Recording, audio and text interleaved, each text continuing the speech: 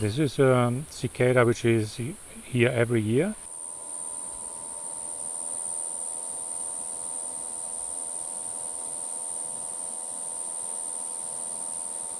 The male cicadas produce a calling song or sing, and this is a calling song intended for the females, and the females then fly to the cicada, and then they may reproduce.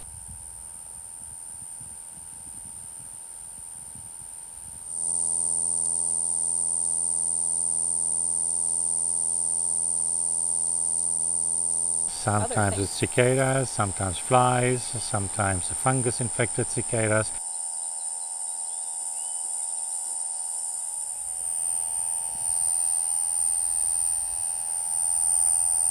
The parasitic fly is killing 80% or so of the males in the early season. It's also homing in on the cicada, and it has an ear for that as well, which is quite unusual.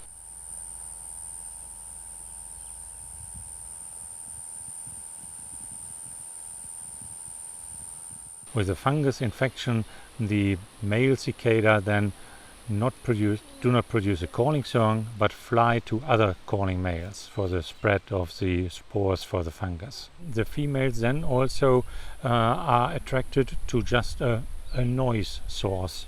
So if there is just a random noise, they can approach the random noise source. This is a cicada, a female cicada, which has a fungus which replaced all the abdomen.